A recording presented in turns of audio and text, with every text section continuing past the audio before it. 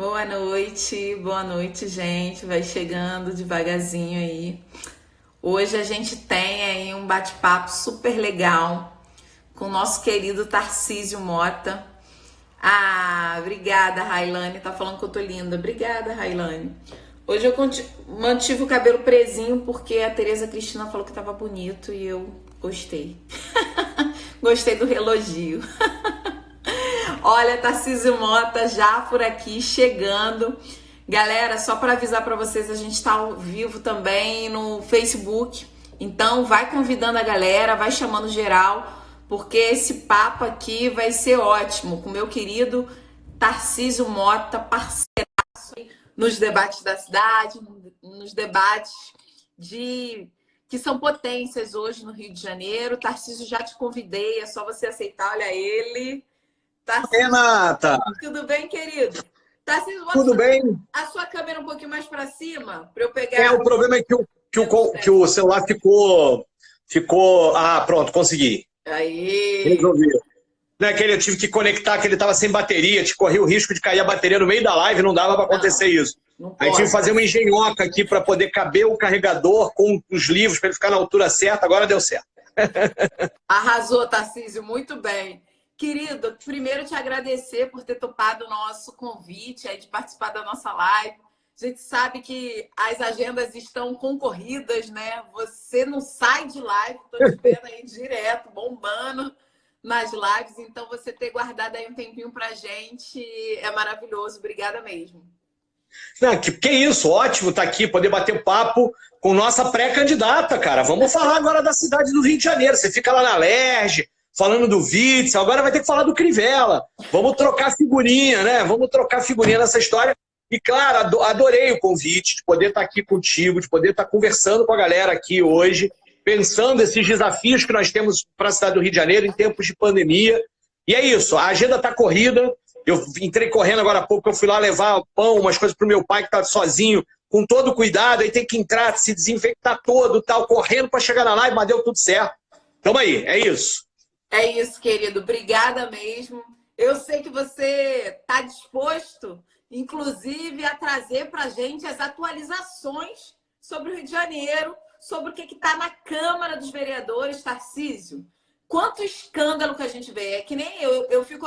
Estou mudando ainda o meu canal do governo do estado para a prefeitura e eu fico vendo assim o quanto que tem de escândalo, quanto que tem de absurdo. Aquele tal daquele puxadinho do Crivella para trazer aí a possibilidade de legalização daquilo que há de mais perverso no Rio de Janeiro, que é a especulação imobiliária aliada às milícias. Então eu quero começar com esse assunto pesado, porque afinal de contas a gente precisa falar o que o Crivella está querendo fazer no Rio de Janeiro. A gente tem um problema habitacional real, agora não dá para o Crivella achar que nesse momento é o momento de incentivar a construção de prédios dessa maneira, né? Me conta, como é que está isso?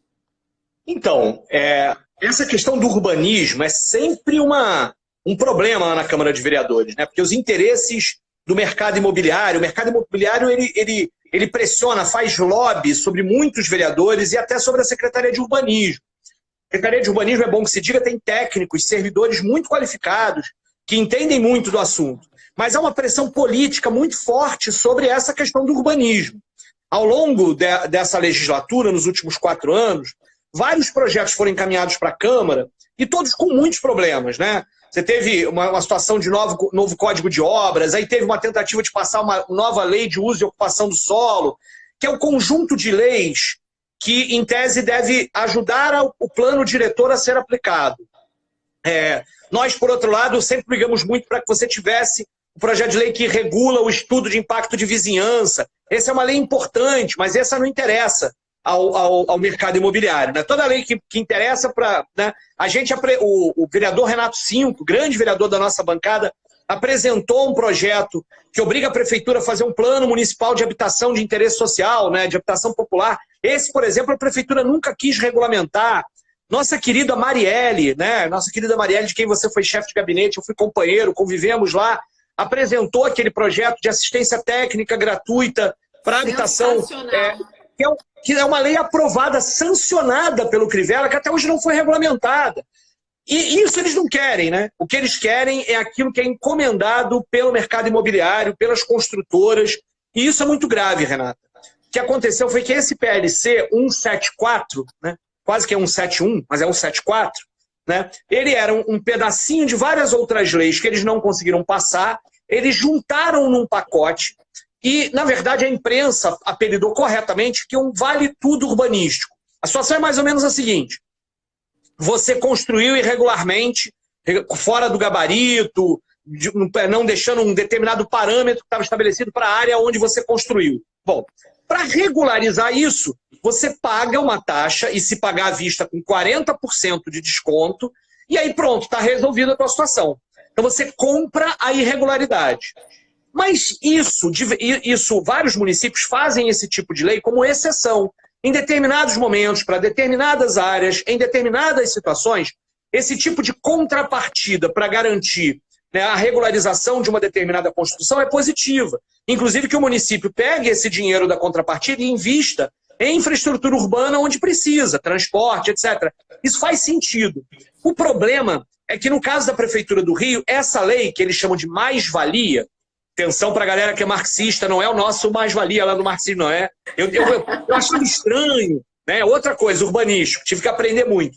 A lei do mais-valia acaba tá acontecendo um ano após o outro, toda hora. E aí a exceção vira regra. E pior, eles aí inventaram no ano passado e aprovaram e botaram nesse agora de novo o tal do mais-valerá, que é o seguinte: você ainda não construiu, mas você quer construir irregularmente, você quer cometer uma ilegalidade. Aí você paga para poder construir uma coisa irregular. Isso é um absurdo de todos os pontos de vista. Né? Não faz sentido.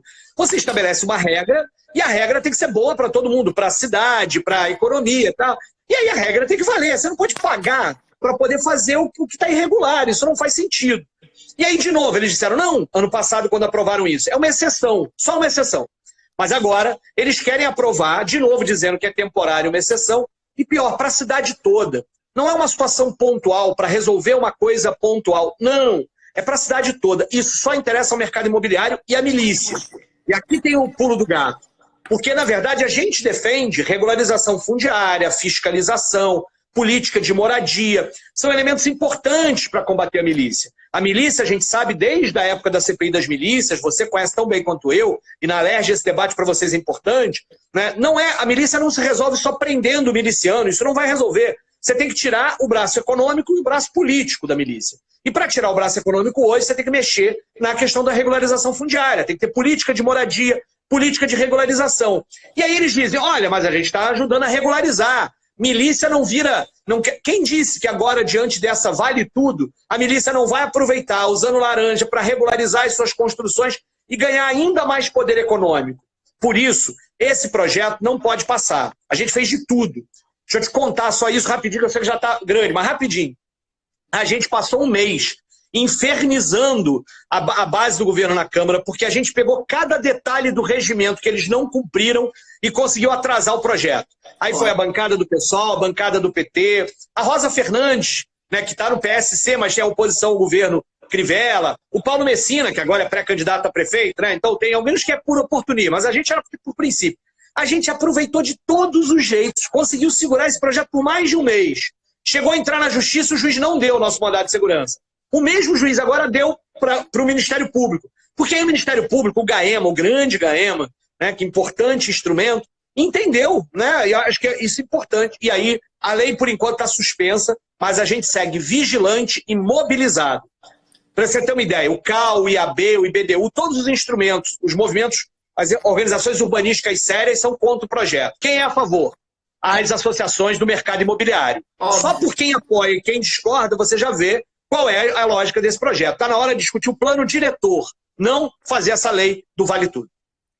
Tarcísio, eu comecei com essa pergunta e eu sabia que a resposta era extensa, porque justamente quando a gente precisa falar de cidade, uma cidade que agregue com prioridade as questões relacionadas à moradia digna, a possibilidade do uso e ocupação correta do solo, a gente precisa de um plano diretor que faça sentido. Agora, o Crivella passa por cima de qualquer proposta de plano diretor, que, claro, precisa ser atualizado, mas efetivamente organiza a cidade, né? E eu estou vendo aqui o Guilherme Ponte falando que a gente precisa desse plano diretor popular, que vem aí marcadamente com a priorização de moradias populares e da ocupação responsável do solo. E não isso que o Crivella tentou passar a qualquer custo, de loteamento, literalmente loteamento, e leiloando enfim, as áreas que podem vir a ser construídas no Rio de Janeiro. Isso é um absurdo, né? E Tarcísio, eu queria também falar, você trocou um pouco na questão do GAEMA e de quanto que a gente precisa falar das questões relacionadas à especulação imobiliária, mas você fez uma CPI fundamental, que foi a CPI das enchentes. Porque quando a gente olha, claro que a gente está aí numa questão ambiental, e aí é importante, o GAEMA é um parceiro da gente, o Ministério Público observando em todo esse momento, principalmente de desabastecimento de água no Rio de Janeiro. E a gente sabe que o Rio de Janeiro, com esse caráter metropolitano que tem, chega aqui uma demanda enorme para a capital, enfim, para o Rio de Janeiro resolver efetivamente. E, é claro, a gente só vai lembrar das enchentes quando cai, quando desce barranco, como mata muitas pessoas, como a gente viu acontecendo no começo desse ano. Então, qual é o aprendizado que a gente traz de uma CPI como essa que você presidiu, mas que foi construída também com os moradores, né? Com os moradores da cidade, com as pessoas desse lugar que é tão esquecido pela política pública num projeto de prevenção, né? Porque quando a gente fala de fazer um projeto preventivo nas encostas, dos morros, a destinação da água pluvial, como é que fica isso, Tarcísio? Como é que a gente pode construir um plano que faça sentido para as pessoas e não matem as pessoas efetivamente, como a gente vê acontecendo? Olha, Renata, você sabe que quando a gente propôs a CPI, a gente não tinha dimensão da quantidade de assuntos que a gente ia ter que entender. E olha, foi um aprendizado sobre a cidade, sabe? Talvez a CPI dos transportes, dos ônibus, foi muito boa, mas ela é muito focada. A CPI das enchentes, a gente tinha que falar de moradia, de saneamento, de drenagem, de climatologia, de uma série de coisas, né? De contenção de encostas. A gente teve que aprender como é que funcionava a Defesa Civil, a GeoRio, a Rio Águas, o COR. Né? A gente teve que aprender uma série de organismos, instituições que a prefeitura tem e que a gente teve que aprender como funcionava, até porque isso tudo fazia sentido. E o mais curioso nessa história é que é o seguinte: a tese que a gente defendeu e que a gente foi convencido ao longo do tempo não existe desastre natural. Porque a gente nota toda hora, né, aquela história choveu, caiu uma barreira, alagou, aí vem sempre, né, na imprensa. Ah, porque ontem choveu mais do que a média dos últimos 850 mil anos. Aí você, mas peraí, sempre chove acima da média? Todo ano, a média está errada. Bom, porque a gente aprendeu o seguinte: é claro que as chuvas intensas são uma realidade no Rio de Janeiro e que por causa da questão climática que a gente vive, elas tenderão a ser mais intensas e mais frequentes. Então, isso é verdade. A gente vai ter chuvas mais fortes do que a média o tempo todo. Mas aí o que acontece? Então é natural, não temos o que fazer. Vai sempre morrer um ou outro, né? Parece o Bolsonaro falando da Covid. Já vai ter uns que vão morrer, né? Não é isso, porque o problema a chuva cai sobre o território, mas quem morre é quem está em lugar sem infraestrutura. Se a chuva cai sobre a cidade inteira, né, não é na cidade inteira que se morre, é normalmente em lugares que não tem infraestrutura. Logo, o desastre, o fenômeno climático extremo é natural, mas o desastre é socioambiental. Ele é resultado da ausência de políticas para determinados territórios para prevenir e tal. E portanto, tem medidas que você toma antes, medidas que você toma durante e medidas que você toma depois, para diminuir os impactos. As medidas que você toma antes são exatamente o que você estava falando. Tem que entender os rios que estão, né, transbordando durante a chuva, como é que você faz para a questão da drenagem, da macrodrenagem, da microdrenagem, como é que você escoa a água da chuva, as encostas. O Rio de Janeiro tem 3 importantes maciços, É preciso ter política para elas, né? Como é que você faz para as pessoas terem moradia digna? Porque, na verdade, grande parte daqueles que morrem soterrados são porque não têm acesso à moradia digna. Tudo isso precisa ser pensado com muita calma, com planejamento. E aí a gente aprendeu que o Rio de Janeiro, inclusive, tem a GeoRio, com um conhecimento especializado importante, tem a Rio Águas, tem o COR. Só que o que a gente percebeu é que há um sucateamento desses organismos ao longo de muitos anos.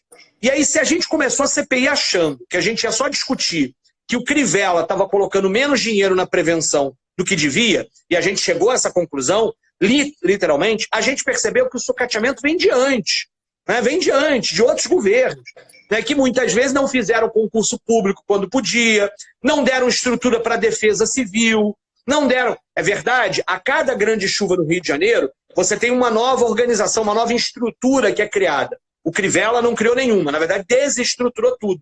A gente lutou muito, Renata, que ele queria tirar o COR da onde ele estava na Casa Civil, e queria colocar para a Secretaria de Ordem Pública, para o COR ser só um sistema de vigilância para a Guarda Municipal. Quando o COR é um sistema de monitoramento da cidade, que tem importância para o trânsito, que tem importância para o monitoramento das chuvas, que tem importância para o planejamento da cidade. Eles queriam sucatear, já não tem concurso para o COR. Eles queriam tirar e subordinar o Amêndola, que era, na época da Secretaria, da Guarda Municipal, etc. Ele queria usar aquilo como instrumento de segurança, da visão distorcida dele de segurança pública. Era um absurdo. E aí a gente fez um relatório, Renata, é um relatório enorme, extenso, que tem centenas de recomendações à Prefeitura do que precisa ser feito agora, para que não morram pessoas no ano que vem, em 2022, em 2023. E, além disso, que precisam ser reestruturadas. A gente fez só uma comparaçãozinha para quem está nos assistindo entender. Se a gente pega, por exemplo, o crescimento do orçamento da Guarda Municipal e compara com o orçamento da Defesa Civil, a gente percebe, gente, o que é isso? O que é isso? Qual é o modelo de cidade que a gente tem? Não é uma cidade de direitos. A gente quer uma guarda municipal armada, com carros, para reprimir camelô, para fazer isso tudo, para ajudar. Enquanto isso, a Defesa Civil está perdendo orçamento ano a ano. E é a Defesa Civil que, por exemplo, tem que estar fazendo, só um detalhe, né? Tem que estar fazendo os simulados nas favelas, para o morador da favela saber quando começou a chover demais, tocou a sirene, o que eu faço? Por onde eu vou? Eu não posso sair de casa desesperado e não saber para onde eu vou. O que eu faço? O que eu levo? O que eu tenho que estar alerta? Da mesma forma, você tem esse sistema de sirenes para as favelas no entorno do Maciço da Tijuca, mas praticamente não tem nenhum sistema de controle de alerta para as pessoas que estão na Zona Oeste, nas áreas de alagamento. Você só tem isso em área de encosta. E aí precisa de uma defesa civil estruturada para dar conta disso. Isso salva vidas, Renata. Isso salva vidas.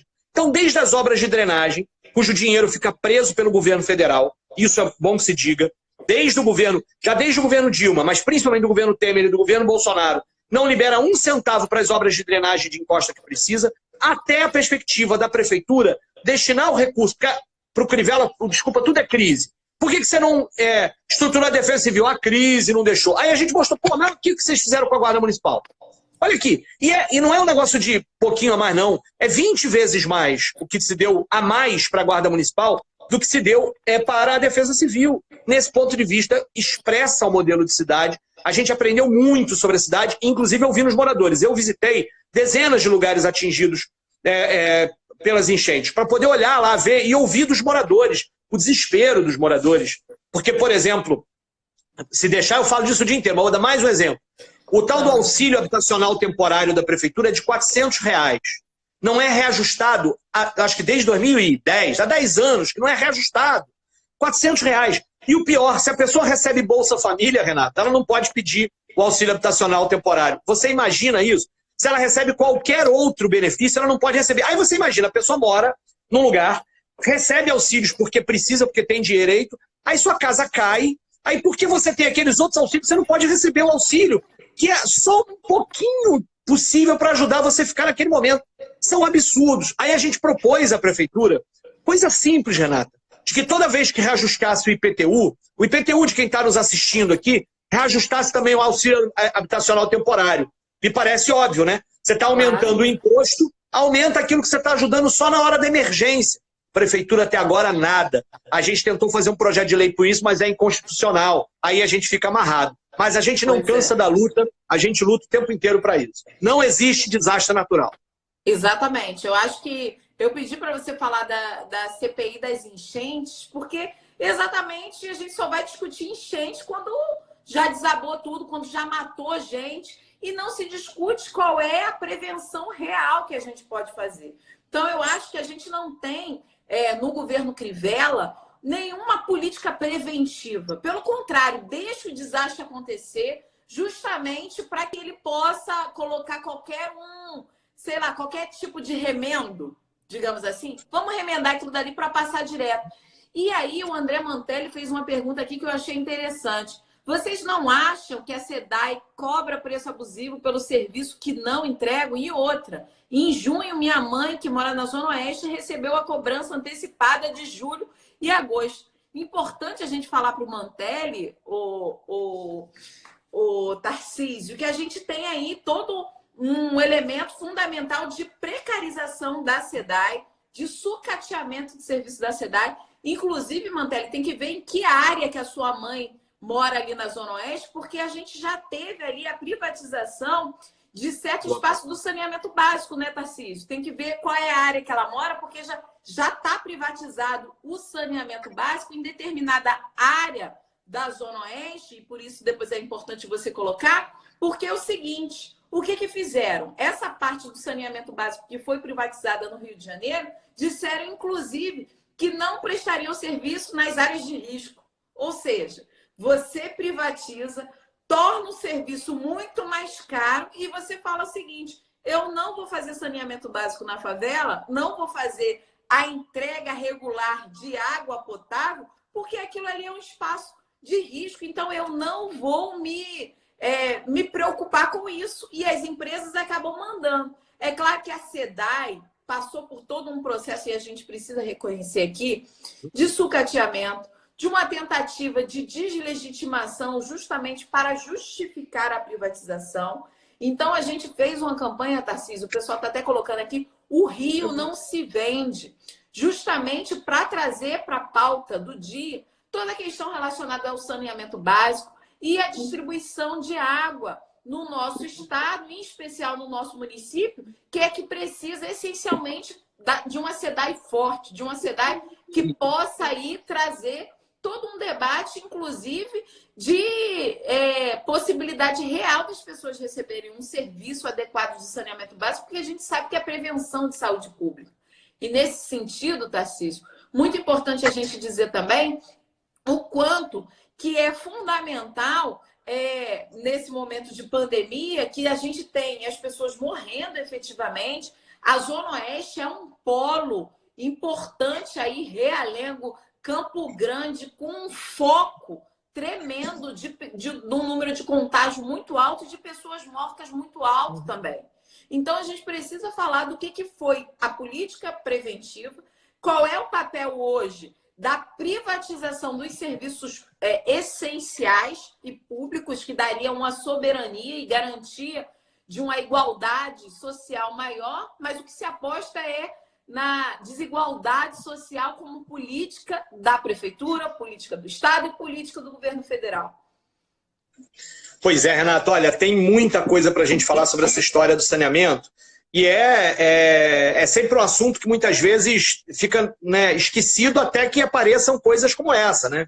Ou como agora, né, a história de vender a SEDAI. É claro que o serviço que a SEDAI presta a gente tem que ver vários problemas. A SEDAI teve processo de sucateamento, podia ter feito muita coisa que não foi feita, porque durante muitos anos não se investiu o dinheiro que a própria SEDAI dava como lucro, né? A gente discutiu na campanha eleitoral, eu me lembro muito bem, agora no início do ano, desse ano, em que a maior tragédia nossa era a Geosmina, né? Não tinha ainda o Covid, essa loucura, né? Mas lembrem da Geosmina, o quanto na campanha a gente tentou fazer o debate da necessidade da preservação dos mananciais e das fontes de água para a SEDAI, como é que essa era a ação mais importante a ser feita pela SEDAI, e isso praticamente não ecoava, inclusive, não ecoava até na imprensa, a gente não conseguia dar importância para isso. Eu me lembro, inclusive, que no debate da Globo, da campanha agora de 2018, a pergunta que eu fiz para o Witzel foi sobre a SEDAI. Lá no final do debate, a gente não achava que o Witzel, né, tinha chance e tal. Fiz uma pergunta sobre a SEDAI e ele chegou a dizer que não ia privatizar a SEDAI. Tá lá no debate da Globo, né? Mentiroso. Né? Nesse ponto, mentiroso completo. A primeira coisa que ele fez foi o processo de privatização da SEDAI e apressou o processo agora na pandemia, justamente para passar a boiada, bem na lógica do Bolsonaro. Passa a boiada, vende tudo agora, que ninguém está olhando para isso. Eles estão brigando, mas eles são a mesma coisa, né? Eles são a mesma coisa. Tem muita coisa similar, né? Vieram da mesma fonte, né? Vamos lá. Agora, e aí essa semana, por exemplo, a gente teve uma audiência pública aqui na Câmara, que era sobre o Fundo Municipal de Saneamento Básico, que foi aprovado só em dezembro. Então a gente ainda não tinha no Rio um Fundo Municipal de Saneamento Básico para receber, inclusive, recursos do convênio que a Prefeitura devia ter com a SEDAI. Aqui tem uma coisa importante, Renato.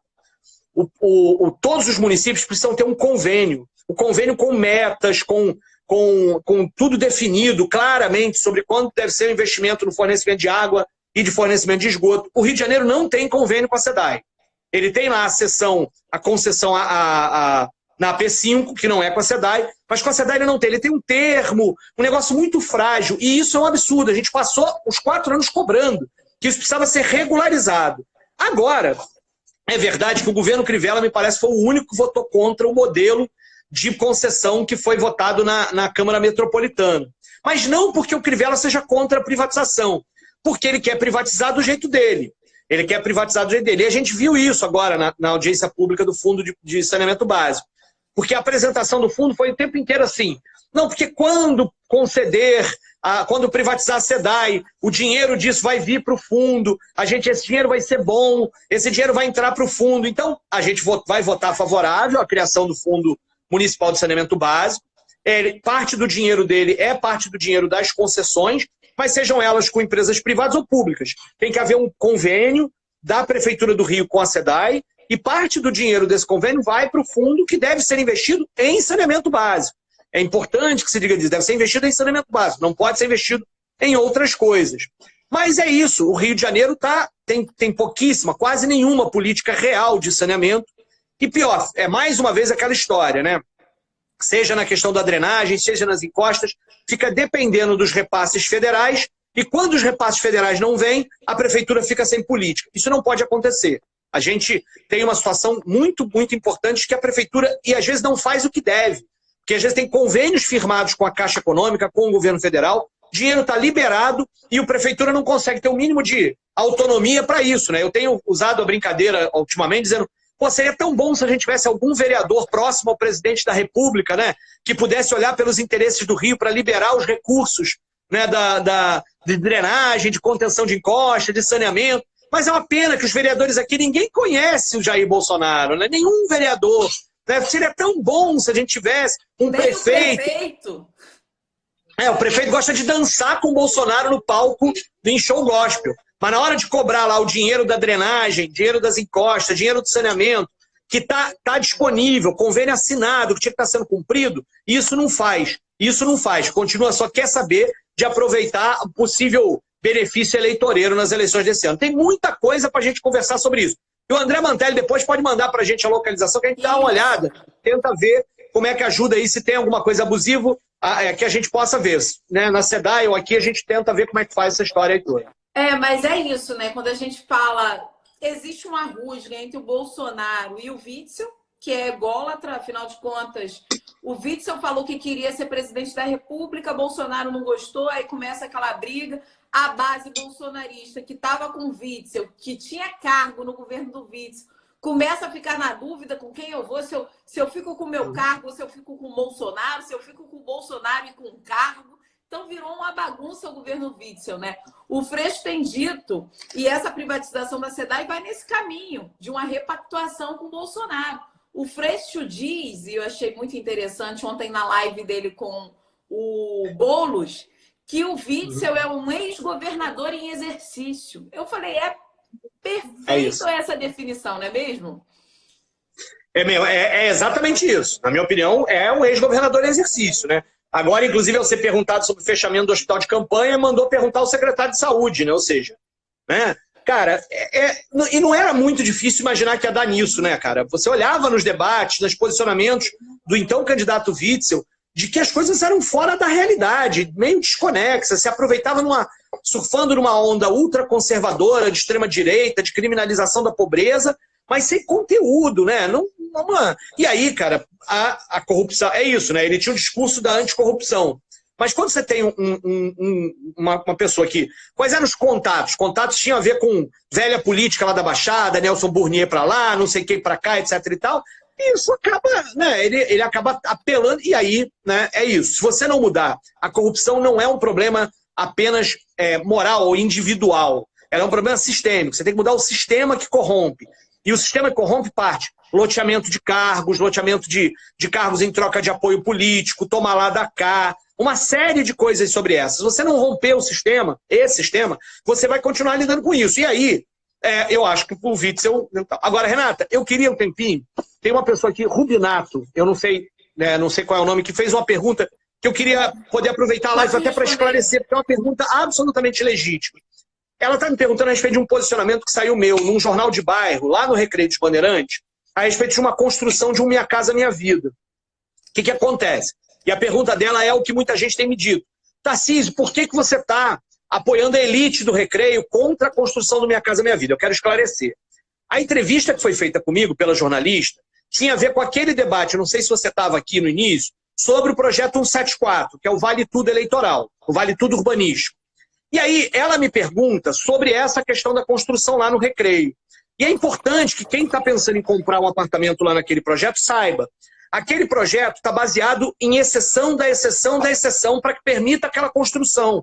Não tem a ver. E aí, o problema é que ela me perguntou sobre isso. E pode ver meu posicionamento lá no Jornal do Recreio, que eu digo, não é preciso respeitar a legislação urbanística.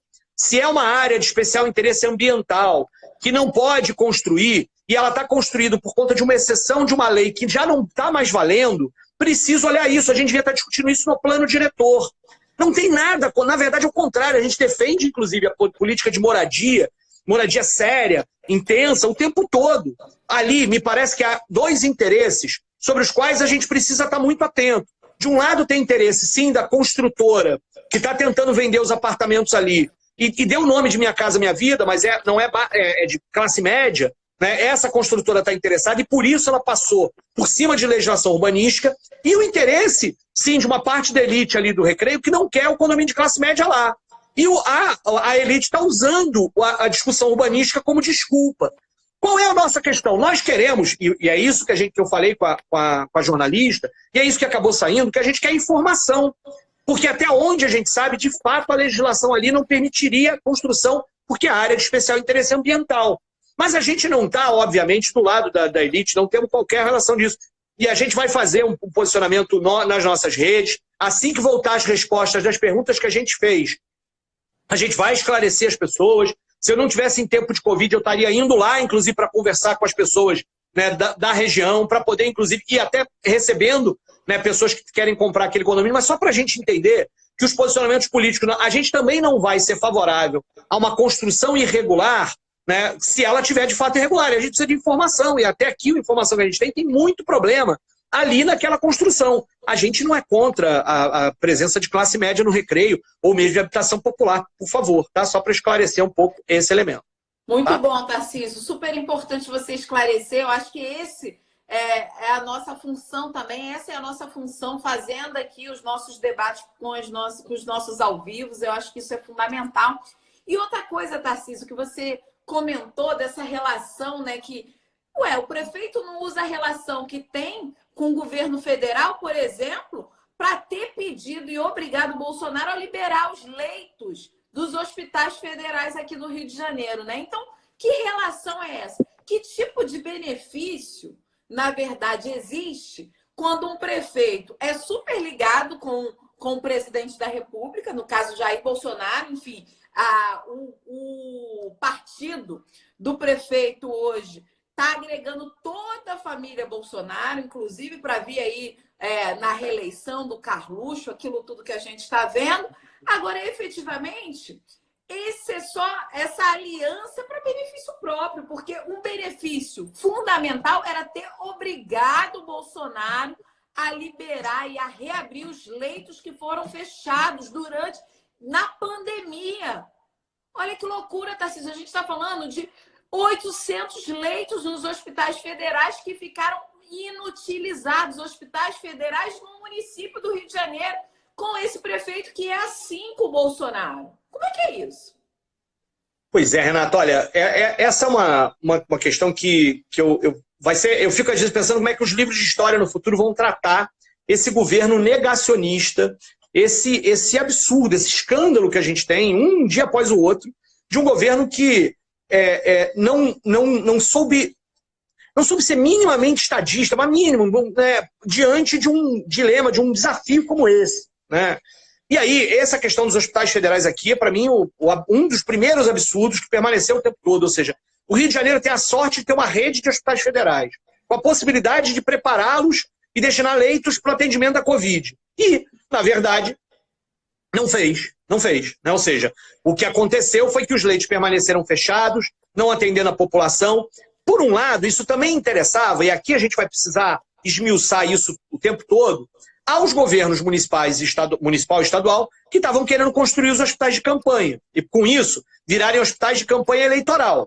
Né? Então, a gente tem que tomar muito cuidado. É claro que a construção de leitos é importante, mas a gente se preocupou muito quando o próprio Crivella ia para lá bater palma para o paciente que estava saindo curado, porque, na verdade, o que estava acontecendo ali era uma tentativa de ato já de campanha eleitoral. E a gente não pode brincar com a saúde do povo desse jeito, nem com o dinheiro do povo. Porque, no final das contas, a gente percebe que o dinheiro gasto nos hospitais de campanha... Bom, primeiro o Witzel não conseguiu nem fazer como hospital de campanha eleitoral, né? Virou contra, né? Tá, né? Se bobear, vai sair do governo por conta dos escândalos em torno disso. Mas a gente precisa pensar que o dinheiro, por exemplo, investido no hospital de campanha, se os hospitais federais tivessem suprido a necessidade, esse dinheiro tinha ajudado a pagar a renda básica, tinha ajudado a pagar, né, a todas as medidas de assistência social, uma política de segurança alimentar, que eram decisivas para manter o isolamento social e diminuir o número de mortos. É disso que a gente está falando. Né?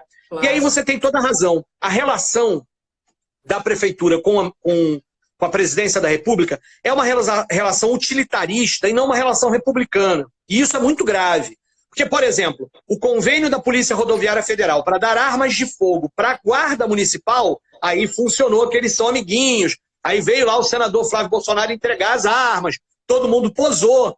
Mas por quê? Porque é uma política, essa política armamentista, essa política de segurança equivocada, essa política que é genocida, essa política equivocada, inclusive, para as guardas municipais. Aí o convênio aparece. Mas na hora que é, por exemplo, liberar o dinheiro para drenagem, para contenção de encostas, aí a ajuda não aparece, aí a relação não resolve. O programa Minha Casa Minha Vida, a gente falou dele agora, todo o programa Minha Casa Minha Vida com dinheiro federal depende de liberação de verba federal e ele está paralisado. E aí, quando a gente pergunta à prefeitura, mas vem cá, cadê a política de moradia? Não, a gente precisa do dinheiro federal. O dinheiro federal não vem. Minha Casa Minha Vida lá do Recreio não tem dinheiro federal. É outra história, é só financiamento da Caixa. Mas dinheiro federal para construir moradia popular, esse não chega. Aí chega para comprar arma para a Guarda Municipal. Sabe, vou te contar, Renata, às vezes é um negócio muito bizarro. A gente está vivendo uma situação, sabe, que é um prefeito que não planeja nada, que não organiza nada, a cidade é um caos, e a grande festa é porque a Guarda Municipal recebeu arma de fogo. Pô, pelo amor de Deus. Quando não pode, porque não tem lei que permita a Guarda Municipal do Rio usar armado. Pelo amor de Deus. É um escândalo, Tarcísio. É justamente a militarização da vida que a gente sempre denunciou. Então, colocar uma Guarda Municipal, que é uma ação preventiva, para ir atuar com arma, né? Para ir... enfim, toda a situação que a gente acompanha efetivamente da relação com os camelôs, ainda mais nesse momento que Crivella deixou de fazer, inclusive, todo o debate sobre, hoje, os camelôs, sobre o comércio informal, que é importante para a cidade, que as pessoas estão sobrevivendo, porque o Crivella negou a renda básica, né? Ele não regulamentou a renda básica carioca que vocês aprovaram na Câmara. Então, ele não deu condições dos cariocas terem ali uma quarentena digna, fazer um isolamento social, porque negou a renda básica. E aí, colocando mais a questão, e muito importante ver a sua atuação, ver a atuação da nossa bancada, do campo progressista, muito bem afinado com as lutas sociais, né? Quando a gente olha para a Guarda Municipal Armada, a gente está falando que tragédias podem acontecer. efetivamente. Agora também, Tarcísio, outra coisa que me chama muito a atenção é essa forma atabalhoada, apressada e eleitoreira do Crivella de trazer aí a qualquer custo o retorno das aulas, o retorno às salas de aula. Isso é de um escândalo. Essa semana eu estive com um núcleo de estudos e pesquisas da Maré. A gente fez uma reunião para falar desse retorno às aulas, que o Crivella está apostando como se fosse a última cartada dele, né? Que eram com diretores de escola, com professores, com pais de aluno, falando o seguinte: Renata, não há segurança sanitária, não há qualquer processo pedagógico que dê conta desse momento, dessas condições. São salas superlotadas, era essa a nossa condição. Hoje, efetivamente, a gente tem escolas sem água. Como é que faz a sanitização com a escola sem água, com as turmas superlotadas? A gente tem aí uma rede, né, Tarcísio, meu querido professor, uma rede de 700 mil pessoas. Crivella não conseguiu dar EPI nem para os hospitais, nem para os enfermeiros. Como é que ele vai garantir EPI para toda a nossa comunidade escolar? Então me fala, o que você está vendo desse absurdo completo? Então, Renata, aqui tem uma questão, né, é muito séria, muito importante. Que bom que você está falando disso e tem a ver com o debate da educação na cidade do Rio de Janeiro. A gente costuma dizer para a educação que é o seguinte: os problemas da educação não surgiram com a pandemia. A pandemia aprofundou vários deles, tornou eles mais evidentes, tornou eles mais cruéis, mais perigosos. E aí o que acontece? As escolas tiveram que parar suas atividades presenciais logo no início da pandemia, isso estava correto. A escola é lugar de aglomeração, seria lugar de contaminação, o contágio teria sido acelerado, portanto suspender as aulas era a medida mais correta. O retorno às aulas, ele é de fato complicado e difícil e precisa ser muito bem planejado. Ele precisa primeiro ter segurança nos dados da evolução da pandemia. E nós não os temos. É verdade que o sistema de saúde do Rio está menos pressionado, nós não estamos com o sistema de saúde à beira do colapso, é verdade que o número de mortes tem diminuído, é verdade isso, mas a gente não está com a pandemia controlada ainda. Não está. Há vários dados, a ciência diz que essa é a hora da precaução, do cuidado, e não da hora da afobação. E aí o problema, só que tem um segundo problema, ou seja, mesmo que as escolas fossem perfeitas, tivessem água, banheiro, cozinha, não era para voltar agora, segura um pouquinho, segura aí mais 15 dias, mais um mês, porque não era hora. Mas tem o segundo dado. Voltar agora com as condições que as escolas têm é um absurdo. Porque eu vou dar um exemplo. As escolas agora precisam ser limpas de 3 em 3 horas. Bom, antes elas eram limpas de quanto em quantas horas? Bom, uma vez por dia? Não. Significa que a gente precisa triplicar, quadruplicar as equipes de limpeza? Quantos profissionais terão que ser contratados? Da onde vai sair o contrato para isso? O contrato já está feito, a licitação está na rua, vai ser feito um aditivo? Por que não, né? A gente vai ser esses contratos emergenciais que são espaços de corrupção? O que a gente... É um exemplo. Aí o outro, precisa ter álcool gel. Bom, você lembrou bem. E as escolas que não têm água? Né? E como é que vai fazer? Ah, não pode botar mais 40 crianças na mesma sala de aula. Tá. Então como é que vai fazer o rodízio? Elas vão estudar dia sim, dia não? E aí 20 crianças é suficiente? Tem escola que isso não vai ser. Ah, mas aí na hora do refeitório, como é que você garante alimentação escolar para todo mundo? Gente, tem muita pergunta que precisa ser respondida. E ele só vem com essa história das regras de ouro. Tá bom, as regras de ouro a gente conhece. Tem que lavar a mão, tem que lavar a coisa, tem que distanciamento, mas como vai fazer? O problema não é o que precisa ser feito, é como vai fazer. E isso a prefeitura não apresentou. Criou um GT para discutir isso. Aí o GT agora recebeu um documento pronto. E estava escrito no GT que a função dele era elaborar a proposta. Ele recebeu. E aí na hora que todo mundo no GT, com exceção da própria SME, começou a questionar o documento, a secretária foi lá, pum, acabou a reunião. E é isso. O prefeito é que foi eleito para decidir, ele é que tem o poder de decidir, pronto. Um absurdo em cima do outro. Aí, é claro, a coisa foi tão ruim que a secretária agora chamou uma nova reunião para segunda-feira desse tal GT, que vamos ver o que eles vão falar novamente. Porque é isso, gente. A gente precisa dar segurança para as pessoas. A escola é lugar de vida, não é lugar de morte. Por isso, inclusive, tanto o CEP, Sindicato dos Profissionais da Educação das Escolas Públicas, quanto o SIMPRO, Sindicato das Escolas Particulares, dos Profissionais de Educação de Escolas Particulares, estão chamando uma greve pela vida. Se o retorno de aula for obrigatório, vai ter greve pela vida e nós vamos apoiar a greve pela vida. Você não acha, Renata, também que esse é o elemento? Aproveita e me conta aí, eu sei que a gente está pensando na cidade. Como é que está essa história lá com o Pedro Fernandes também, com a rede estadual? Você tem acompanhado? Como é que está isso? Me diz aí, me conta um pouquinho como é que está isso aí. Na verdade, não existe a sangria desatada que o Crivella tá, né? Então, menos mal, porque agora tem um escândalo da saúde pública, né? Então, o Witzel tem que tentar se reorganizar a partir dali.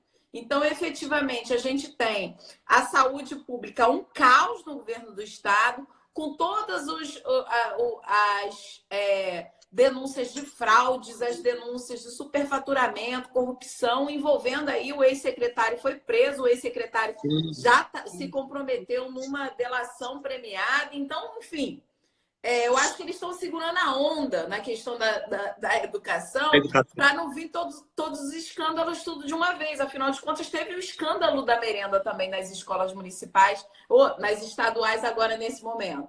Então, assim, eles estão segurando um pouco a onda, mas o debate está sendo feito. Flávio Serafini, nosso presidente, nosso líder da bancada na Alerj, fez uma audiência pública essa semana e foi importante porque pôde ouvir ali também a comunidade escolar muito atenta a essa realidade. Então, não há essa sangria desatada, não. Menos mal. Mas, efetivamente, a gente tem aí toda essa situação do Crivella e, a gente tem 10 minutos ainda, hein, Tarcísio? Vamos ser telegráficos. Agradecer aqui a presença da Mônica Cunha, da Mônica Benício, pastor Henrique Vieira, um querido por aqui também passou. Maiara Fafini, tem uma galera muito boa aqui, Gel, querido. Um beijo grande, só para mandar um beijo aí para a galera que está acompanhando a gente aqui. E também, Tarcísio, algo que me preocupa e que deixa, efetivamente, eu acho que a gente vai ter que marcar uma outra live para discutir sobre isso, que é a CPI dos ônibus. Eu quero um debate sobre isso. Mas eu queria dizer para você que a gente vai ter que marcar outra live para falar disso, porque a gente sabe que tem Eduardo Paes, que tem toda uma relação, e a gente vai ter que escancarar todos os escândalos que o ex-prefeito do Rio de Janeiro, que agora quer ser prefeito de novo, fez com essa cidade. Afinal de contas, o pessoal fica aí com saudade do meu ex, mas efetivamente, todo ex, quando a mulher sabe bem disso. Toda mulher que volta pro ex, lembra no primeiro segundo por que terminou com o ex. A gente não pode, o Rio não pode cometer o mesmo erro, Tarcísio. Então, muito importante da gente marcar uma próxima live para discutir isso. Mas eu queria discutir uma outra coisa que me incomodou enormemente essa semana. Eu não assisti o jogo do Flamengo, do meu Mengão, né, que passou no SBT, né? Flamengão, né? Esse time maravilhoso que aí os bolsonaristas estão querendo tomar de qualquer maneira a raça rubro-negra. Os bolsonaristas estão disputando ali. Eles nunca vão entender. O Flamengo jamais será fascista, jamais será racista, machista, com toda a lógica colocada num emblema. Tá lá, né? Quando o Bolsonaro veste a camisa do Flamengo. Mas me chamou a atenção uma coisa que o meu companheiro veio me falar. Ele falou assim, Renata, estava assistindo o jogo do Flamengo no SBT e toda hora tinha campanha da Prefeitura do Rio de Janeiro. Era campanha, desculpa, ato falho. Propaganda da Prefeitura do Rio de Janeiro. Institucional, só institucional. Tarcísio Mota, meu caro, a gente viu o quanto que o Crivella fez toda uma reorganização do orçamento na cidade, justamente para colocar em propaganda. Me conta como é que você viu isso no jogo do Flamengo aí, no SBT, foram várias inserções, tinha mais inserções do que as empresas que estavam ali bancando, enfim, o Flamengo, enfim, os patrocinadores. Você sabe, Renata, que a gente tem acompanhado essa história do gasto com propaganda do Crivella já há alguns anos, né? No ano passado, a gente, inclusive, conseguiu aprovar para o orçamento desse ano uma emenda que tirava dinheiro de propaganda e obrigava ele a gastar em reforma e construção de creche. A gente fez uma articulação com o Ministério Público, com a Comissão de Finanças da Câmara, e a gente conseguiu convencer, os vereadores ficaram meio assim de votar contra, a gente garantiu, foi a emenda mais importante. Só que aí a pandemia desvinculou tudo, e aí ele pegou e está usando dinheiro em propaganda. É um absurdo, né? O Crivella só pensa na eleição, gente. Ele só pensa na eleição. Tudo que ele pensa, tudo que ele faz é pensando na eleição desse ano, em recuperar a popularidade que estava lá ele estava na lona antes. E aí ele deu uma sorte, é verdade, porque é uma sorte que foi de ter feito contratos de compra de equipamentos médicos no ano passado, antes da pandemia, e esses equipamentos chegaram agora, que são os tais tomógrafos. E aí, claro, né, bota um tomógrafo na Rocinha, na Igreja Universal, que é isso. Né? É um governo que pensa pequeno, é um governo que não planeja a cidade, é um governo que só faz o toma lá da cá, com preocupações que não tem projeto de cidade. Você lembrou muito bem nessa história do meu ex, é bom lembrar, a cidade do Rio de Janeiro, no governo Eduardo Paes, era planejada nos escritórios das empreiteiras, né? Nos escritórios da FETransport, lá que tinha planejamento da cidade, não nos órgãos da prefeitura. O Crivella a gente não sabe nem onde a cidade é planejada, tem planejamento lá nenhum. Mas a gente não precisa achar que só existem essas duas opções. A cidade tem que ser planejada pelo povo, tem que ser planejada nas praças, tem que ser planejada em praça pública, tem que ser planejada com os movimentos sociais, tem que ser planejada de forma transparente, tem que ser planejada com os servidores públicos que existem para isso, que têm conhecimento para isso. É aí que a cidade tem que ser planejada, pensada e que o poder tem que ser decidido. A gente, né, não almeja disputar uma eleição, e a gente não é deputado como você é deputado e eu vereador para a gente ter poder, a gente quer distribuir poder para o povo. É isso que se quer. E aí essa é uma discussão importante. A integração de posse do poder para o povo, né? Eu acho que... Poder popular. Ponto. Tarcísio, é porque nosso tempo já está indo aqui, mas eu tinha que falar porque eu vi que você acompanhou todo o processo dos gastos em propaganda do Crivella e o quanto que ele tem construído isso para ir uma campanha antecipada eleitoral, não é mesmo? E essa semana ele aprovou na Câmara para esconder, para as pessoas não saberem como é que ele usou o dinheiro no passado. Absurdo, absurdo. A gente falou disso e vai entrar na justiça contra isso. Renato, eu queria te agradecer, cara. Obrigado, que live ótima. Vamos fazer mais vezes para a gente falar sobre a cidade. Claro, Tarcísio, eu acho que é isso. Eu acho que quando a gente está colocando aqui as prioridades do nosso debate, a gente sabe que uma pré-campanha, o nosso nome como pré-candidata à Prefeitura do Rio traz uma responsabilidade muito grande do ponto de vista de tratar a cidade como uma cidade metropolitana que é. Então, atende muitos outros pequenos municípios que não têm a infraestrutura necessária, principalmente no que tange à saúde pública. A gente precisa também construir uma cidade, Tarcísio, que é feita para as pessoas, efetivamente. Cara, quando a gente fala de economia, a gente está falando de gente, a gente não está falando de robô, a gente não está falando de uma coisa etérea que a gente não consegue enxergar. Então, a gente está construindo essa possibilidade de pensar agora nessa pré-campanha exatamente em construir um programa que faça sentido, um programa que traga aí uma recuperação econômica, política, um reencantamento com a política, com os desafios que estão colocados, mas uma cidade de gente, efetivamente. Hoje de manhã eu fiz um papo com a Silvia Batista, lá do nosso núcleo ecossocialista da Zona Oeste, enfim, falando do quanto que é necessário e fundamental que a gente traga a possibilidade de discussão conjunta. Quando o Gui Pontes fala aqui de um plano diretor popular, isso é fundamental. Afinal de contas, a gente está falando de uma cidade para a maioria das pessoas e não para uma pequena parcela. Uma cidade que represente realmente a sua gente,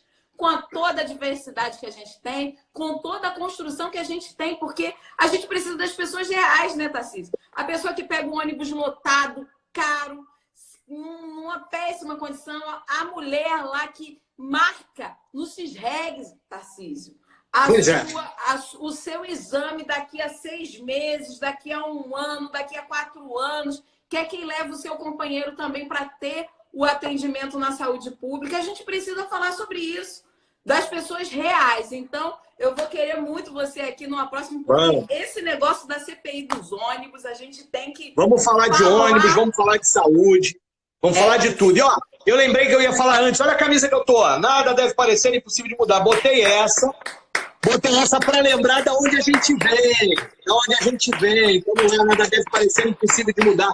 A gente tem tem história nessa cidade. Temos história juntos, Renata. Temos história. É isso. Nada deve parecer natural, nada deve parecer impossível de mudar. Vamos junto, Tarcísio. Só a luta muda a vida. Só a luta muda a vida. Beijo. Obrigada. Beijo a todos vocês que assistiram. Obrigada por essa galera. A gente vai disponibilizar essa live também nas nossas redes sociais. E entra lá na nossa campanha, o rionaosevende.com.br, para assinar ali o abaixo-assinado contra a privatização da cidade. Vamos junto, Tarcísio. Vamos para esse rio de gente. Vamos inundar esse rio de esperança e de luta. Beijo grande, querido. Beijo para todos. Tchau, tchau. Tchau, gente. Obrigada. Até a próxima.